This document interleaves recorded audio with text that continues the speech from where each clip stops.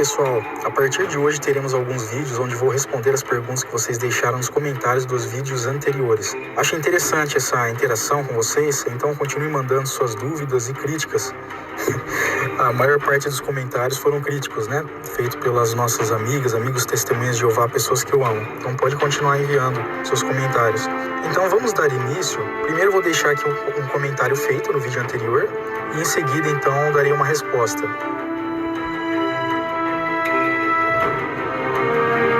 Talvez você não tenha assistido ao vídeo com atenção. Eu peço que você reveja o vídeo.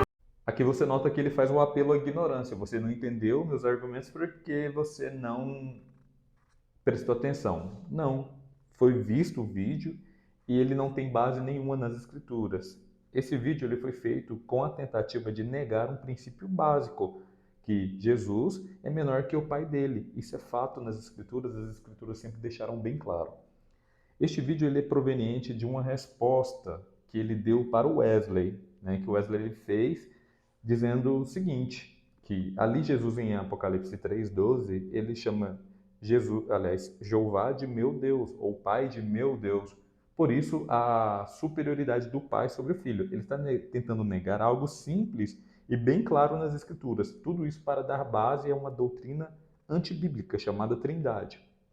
Essa doutrina antibíblica, ela sustenta a ideia o seguinte, extra-bíblica também, de que Jesus é 100% homem ou 100% Deus. Notem, dois Jesus, porque não tem como ele ser 100% homem e 100% Deus. Ele poderia ser 50 e 50, mas aí eles teriam que chamar ele de semideus. Percebam que eles inventaram dois Jesus, aí no caso, para negar um fundamento bem básico de o porquê Jesus chama o seu Pai de meu Deus. 2, versículos 9 ao 10, é uma grande defesa da plena divindade de Jesus. Olha que maravilhoso isso. Você citou um texto-chave aqui, muito importante. O texto é uma referência a Isaías 45, versículo 23, onde o texto é aplicado a Jeová.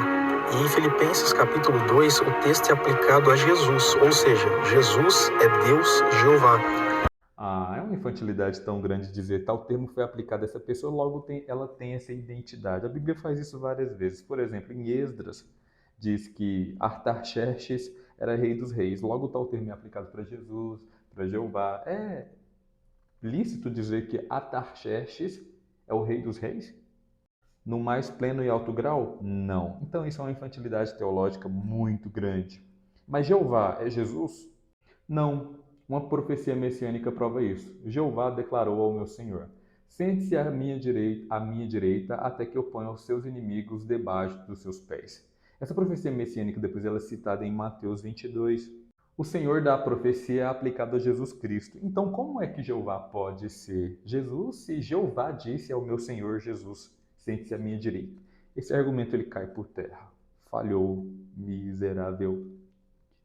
Capítulo 2, o texto é aplicado a Jesus, ou seja, Jesus é Deus Jeová. Só tem um único Deus verdadeiro e este único Deus é uma trindade. Isto é monoteísmo bíblico, diferente das testemunhas que são politeístas, pois acreditam em um Deus maior e em um outro Deus menor e criado. Para tentar provar a trindade, ele apresenta Gênesis 1:26. Façamos Jó 33:4, onde diz que o Espírito de Deus, ou fôlego de Deus, que criou ou deu vida. Vamos ler esse aqui, Jó 33:4. Almeida. O Espírito de Deus me fez, e a inspiração do Todo-Poderoso me deu vida. A King James. O Espírito de Deus me fez, e o fôlego do Todo-Poderoso me deu vida. Eu tenho duas opções para vocês. Ou vocês dizem que o Espírito de Deus é o fôlego dele, que é o mesmo, está se tratando do mesmo, ou diz que o fôlego de Deus é um Deus também e é parte da Trindade. E crer em mais de um Deus não é uma definição de politeísmo, e sim cultuar mais de um Deus. Crença religiosa que cultua mais de um Deus. Do contrário, você vai ter que chamar a Bíblia de politeísta, porque em Salmos 82, versículo 6, chama magistérios de deuses, em 2 Coríntios 4:4 chama Satanás de Deus deste mundo. Então, sinto muito em te falar, mas politeísmo, o próprio sufixo ismo, ele designa relacionamento, prática de uma ideologia. Eu não posso dizer que sou adepto do satanismo simplesmente porque eu creio em Satanás, mas eu tenho que ter um relacionamento, uma prática da ideologia satânica, ok? Isso é ridículo. Então, essa é a verdadeira definição de politeísmo, bem como outras palavras que terminam com ismo. Tabagismo, não posso ser simplesmente praticante do tabagismo, simplesmente por crer no tabaco, na existência do tabaco. Entende isso? Que exige prática. A prática de serviço sagrado, culto a mais de um Deus. Mas acredito que vocês não estão preparados para essa conversa. Vocês sim são politeístas, adoram Deus Pai, Deus Filho e Deus Espírito, com a desculpinha, a licença de que é 3 em 1. 3 deuses com a desculpinha de que é... A tradução de vocês, a tradução do Novo Mundo, que é uma Bíblia que foi adulterada, tem vários textos assim que foram mudados algumas palavras, né? Por exemplo, nesse próprio texto que você citou, de Filipenses capítulo 2, fala assim que Jesus recebeu o nome acima de todo outro nome. Onde tem esse outro no texto grego original? Não tem. Isso daí foi uma interpolação, foi um acréscimo feito. Aqui você nitidamente vê que ele não entende nada de gramática, né? A chave está nesta palavrinha que aparece aqui, ó. Paz. Veja o que diz em seu livro Theology and Bias in Bible Translations, produzido pelo respeitado professor erudito Rolf Firley. Ele diz a respeito da palavra, né, de paz, que dado determinado contexto, a palavra outras não é uma interpolação ou adição. Mas será que é só a Bíblia das Testemunhas de Jeová que fez isso? Que usa essa licença? Versão Almeida atualizada. Todos os outros buscam seus próprios interesses e não de Jesus. Vocês usam, tá? Que eu sei. A versão católica reza: todos os demais ou outros buscam os próprios interesses, não os de Jesus. A versão transformadora diz: todos os outros se preocupam apenas consigo mesmo. A Bíblia Ave Maria: todos os demais buscam seus próprios interesses. Então, várias outras traduções seguem o mesmo procedimento de tradução da TNM. Na obra Gramática Grega, escrita por F. Bless e A. de Brunner, declara: não é incomum no grego koiné omitir a palavra outras ou outros. É permitido gramaticalmente, dado determinado contexto. Mas será que ele respeita contexto? Vamos ver a continuação do vídeo e vocês vão entender. Diz que Jesus era sujeito a seus pais. Seria, portanto, inferior a seus pais?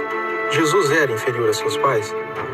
Uma outra coisa interessante é que o texto de 1 Coríntios, capítulo 15, versículos 27 e 28, diz que Jesus se sujeitará. Ou seja, se fosse inferior, se fosse uma criatura, Jesus já estaria sujeito. Olha que interessante, mas diz que Jesus...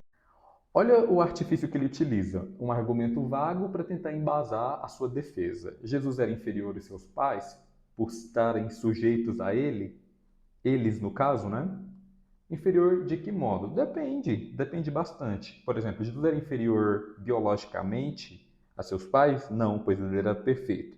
Jesus ele tinha autoridade, era inferior em questão de autoridade a seus pais? Sim, ele obedecia à lei, que é ser obediente aos pais, honrar pai e mãe. Então, sim, Jesus ele era inferior em questão de autoridade sobre seus pais. Então, é algo muito vago. Agora, o que o contexto ele tem a dizer quando Jesus ele diz que o texto ele diz que Jesus estava sujeito a seus pais? Isso quer dizer que os pais de Jesus tinham autoridade sobre ele. Ponto final. Que ele estava debaixo dos cuidados dos seus pais. Olha o argumento. Se Jesus se sujeitará ao final do reinado milenar debaixo da autoridade do seu pai, é porque ele não era sujeito.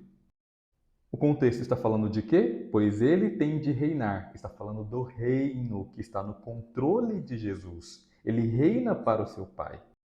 Ele sai do posto central e passa a estar junto com seu pai reinando, mas não no posto central, mas debaixo, sujeito do reino que agora é central no seu pai, que é entregue a ele. E este verso prova que o nome do pai não está acima do nome do filho. Por isso a tradução de Filipenses 2:9.